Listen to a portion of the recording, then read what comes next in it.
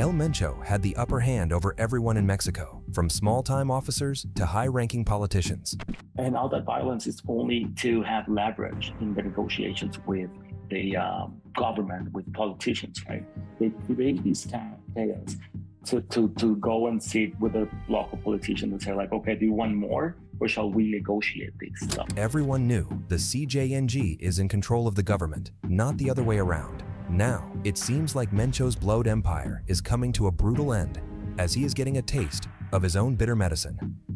His family is getting arrested at an alarming rate, and rumors of Mencho's serious health issues are piling up. Is this the end of the brutal CJNG? Let's explore.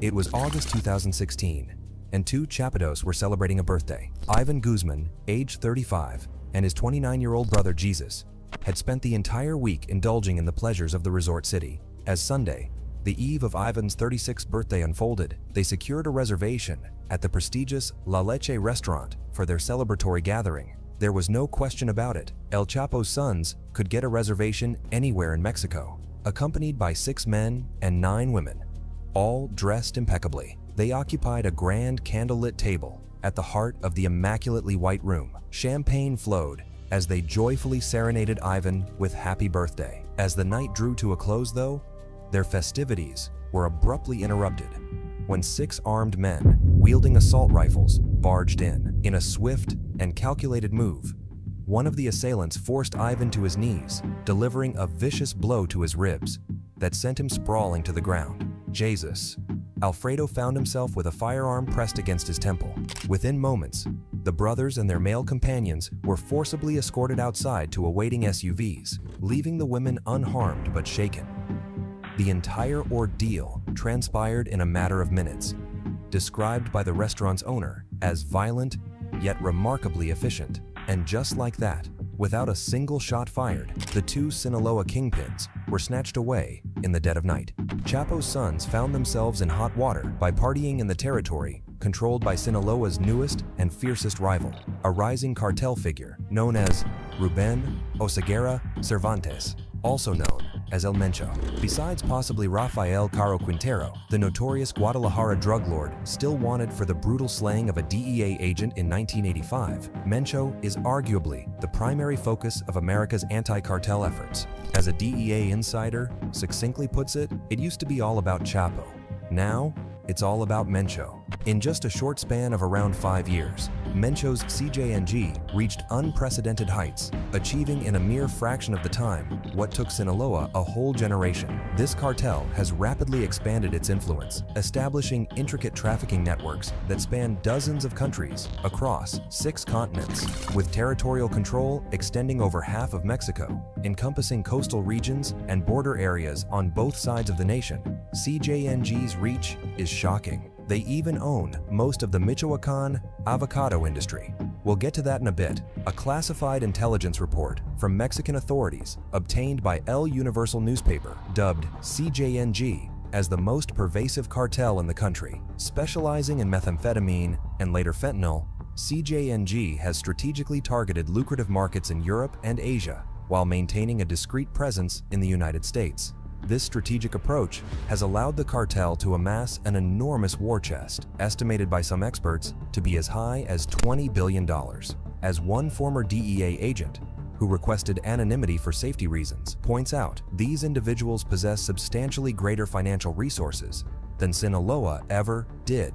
Another U.S. investigator notes, Mencho's aggressive tactics have proven highly effective thus far, unfortunately, but all that seems to be changing. From 2020, rumors of Mencho's poor health started flooding in, and as of 2024, most of his family is behind bars or questioned by the DEA. Is this the end of the kingpin or just a hiccup, leading to an even bigger fish? We can't talk about El Mencho's fall without talking about his rise. Tonight, the DEA is offering $10 million for information leading to the arrest of the Mexican kingpin known as El Mencho. He's blamed for a flood of narcotics into the U.S. El Mencho, real name Nemesio Oseguera Cervantes, was born on July 17, 1966, in Michoacan, to a family of poor avocado farmers. Michoacan is Mexico's most avocado-rich region, and this is where the US and Canada get most of their beloved fruit. But Nemesio's parents weren't well off.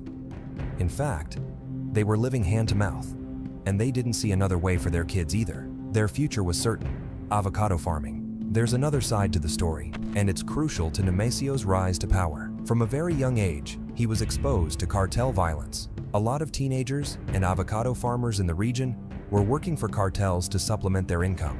So avocados and violence strangely went hand in hand for him. When he was in 5th grade, Nemesio left school and got a job looking after avocado fields. However, these fields weren't owned by his family or any ordinary people.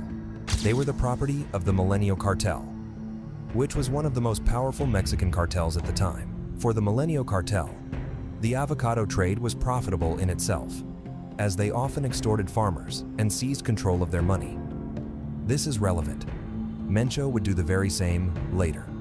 However, avocado farming was also a front for trafficking weed, which they were hiding in the fruit carts going into the States. Nemesio was still a young teen when he became involved with smuggling for the Milenio. This would become the breeding ground for his notorious drug empire, the Jalisco New Generation Cartel.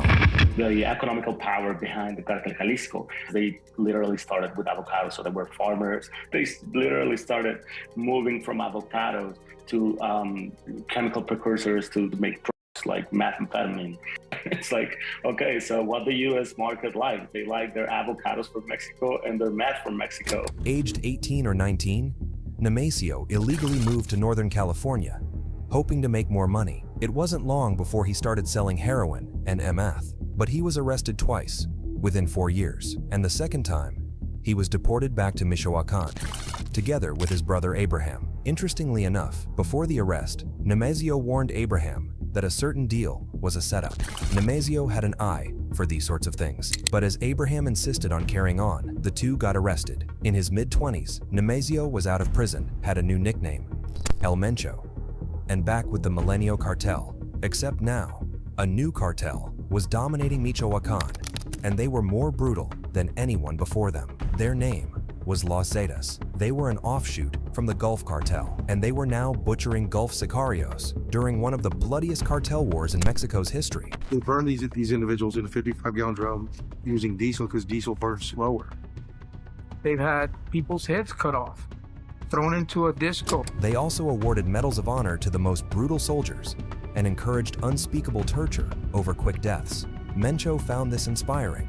So what you saw was a change in the way cartels fought with violence. It was no longer those gang members with shaved heads and tattoos fighting with pistols and knives. It was militarized style, fighting like military units. And once they did it, this was spread across to every cartel in Mexico.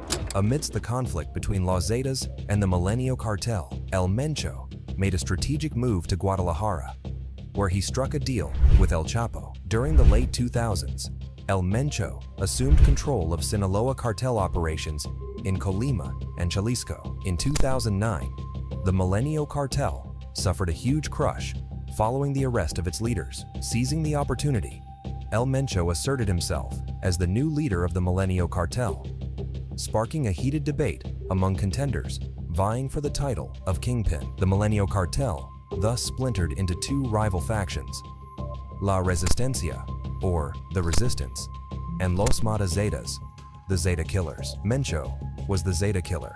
To say El Mencho fought dirty would be an understatement. Of course, no one in the cartel world fights clean, but he took it all to another level.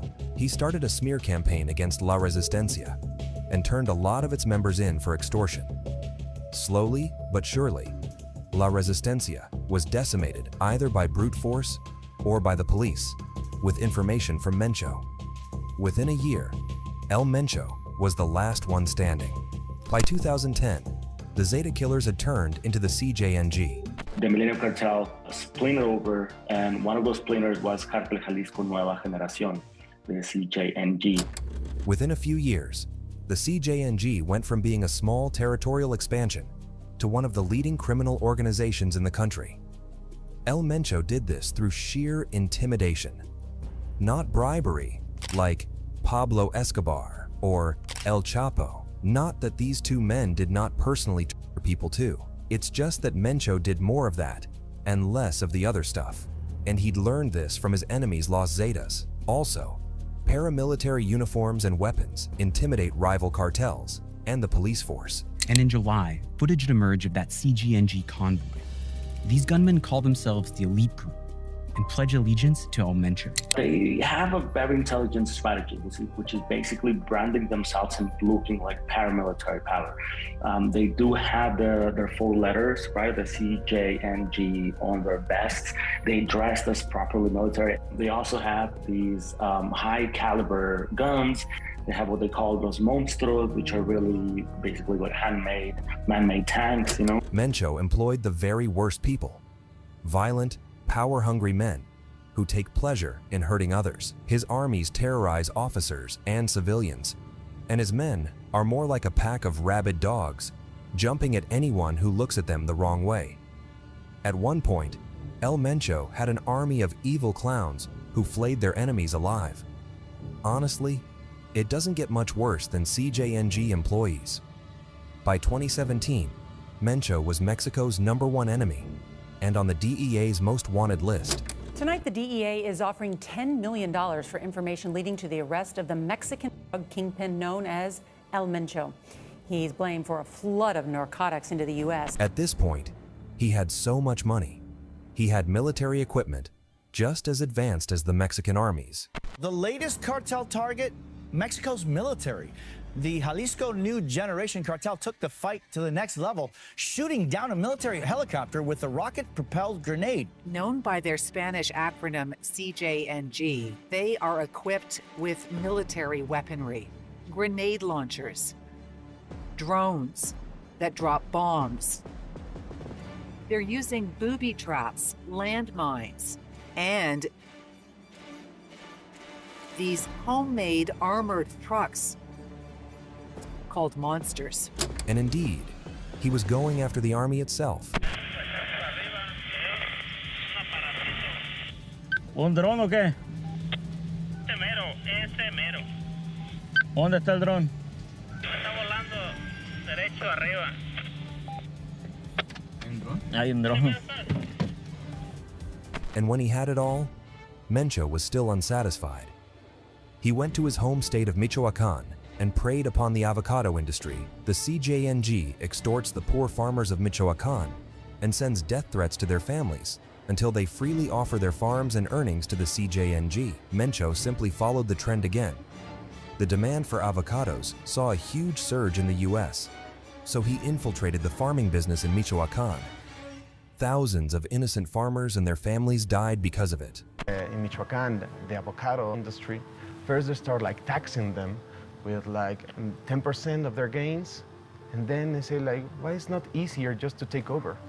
Give me like the property titles, or I will kidnap your daughter, I will extort you. If you don't, I'm gonna shoot you. Before long, Michoacan looked like a giant crime scene.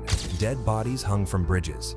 Others were left on the side of the road without a head. This is what kids saw on their way to school. In a horrible way, the cycle repeats. Nemesio Cervantes was once exposed to the cartel horrors as a young kid. Desperate to escape his family's poverty, he joined the cartel's ranks, already desensitized to violence and thinking this is the only way to get rich. What he's doing is sadly inspiring other young boys to take his path in life. Meanwhile, he's furthering a disgusting propaganda through his sicarios. The CJNG claims they don't do all the nasty things other cartels do. Instead, they're just cleaning the world from scum like them. What was previously happening is that the Viagras would store the avocado producers. If people didn't pay up, they got killed. The Jalisco cartel is a cartel that doesn't kidnap. The Jalisco cartel doesn't church quotas. The Jalisco cartel doesn't extort, doesn't steal. On the contrary, what we do is clean up society from all those people. Tragically, they do all of the above and worse, and they're making billions off of it.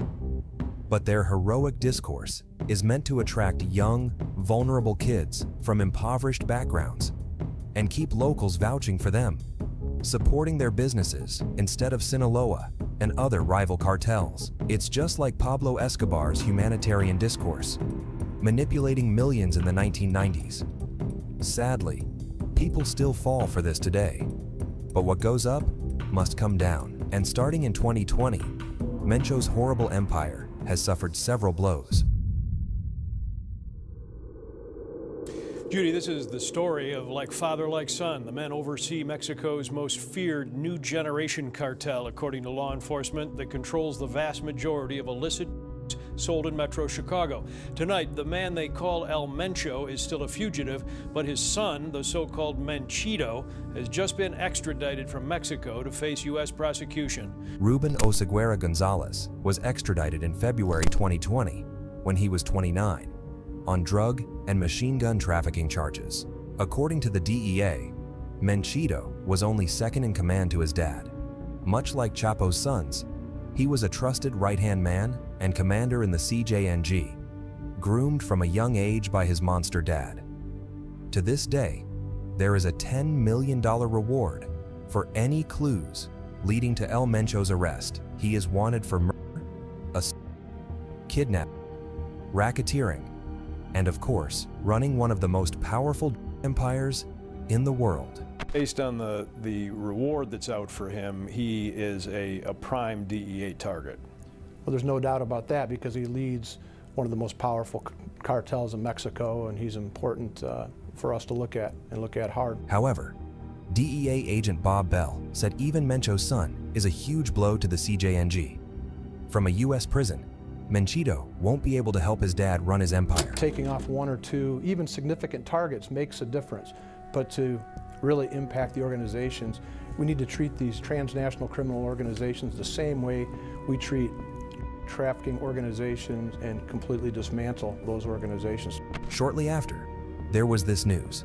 We can take the fight to one of the largest and most dangerous cartels on the planet. In 2020, 250 CJNG employees were arrested by the DEA.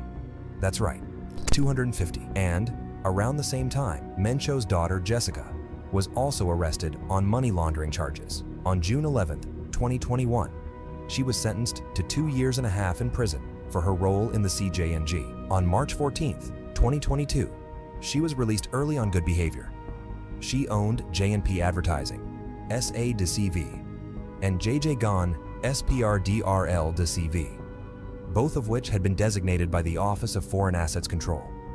She also held roles as an officer, director or agent with Las Flores Cabanas, Mizu Sushi Lounge, Tequila Onze Black, and Operadora Los Famosos, SA de CV, which functioned as Kenzo Sushi.